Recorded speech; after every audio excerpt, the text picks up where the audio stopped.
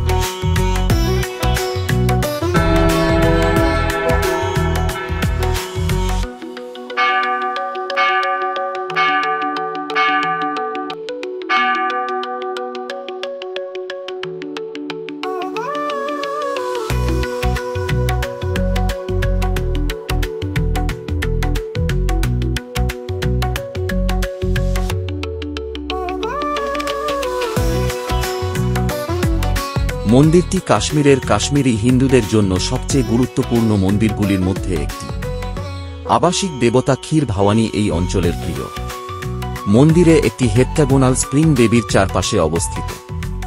পবিত্র বসন্ত লাল, গোলাপি, কমলা, সবুজ, নীল এবং সাদা বিভিন্ন বর্ণের সাথে তার রং পরিবর্তন করতে পরিচিত। ঝরনার জলের কালো ছায়া অশুভ বলে মনে করা হয়। জানা গেছে যে কাশ্মীরি পণ্ডিত এক্সোডাসের সময় বসন্তের রং কালো হয়ে গিয়েছিল। তৎকালীন British settlement commissioner Walter Lawrence বসন্তে তার পরিদর্শনের সময় ঝরনার পানিতে বেগুনি আভা রয়েছে বলে জানান। মহারাজা রণবীর সিং সর্বপ্রথম এখানে একটি ধর্মশালা নির্মাণ করেন। এর দশকে জম্মু ও কাশ্মীরের মহারাজা প্রতাপ সিং এর অধীনে বসন্তের বর্তমান রূপ, মন্দির পুকুর এবং মন্দির নির্মিত হয়েছিল। মহারাজা হরি সিং মন্দিরের আরও সংস্কার করেন। মন্দির এলাকায় পুরানো বর্ধিত চিনার গাছ রয়েছে, যার নিচে তীর্থযাত্রীরা ঘাসের চাটাইয়ে বসে ঘুমান।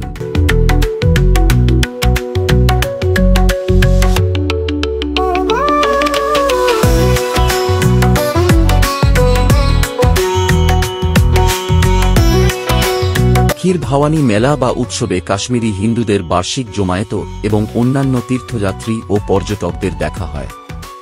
মেলাটি জ্যৈষ্ঠ অষ্টমীর সময়, যাকে জ্যেষ্ঠ অষ্টমী নামেও বানান করা হয়, সন্ত্রাসবাদ এবং হিন্দুদের নির্বাসনের সময় মেলাটি হুমকির মুখে পড়েছিল। গান্ডারবালে রাখা ভারতীয় সেনাবাহিনীর নিবেদিত প্রচেষ্টায় এটি পুনরুদ্ধার করা হয়েছিল। এখন ক্রফের দল এখানে মোতায়েন করা হয়েছে। এত বছর ধরে মন্দির কমপ্লেক্স এই জায়গাটি কয়েকটি ব্যতিক্রমের মধ্যে একটি, যেখানে হিন্দু পুরোহিতরা গুরুতর সন্ত্রাসী হুমকি সত্ত্বেও কখনো মন্দির ত্যাগ করেননি।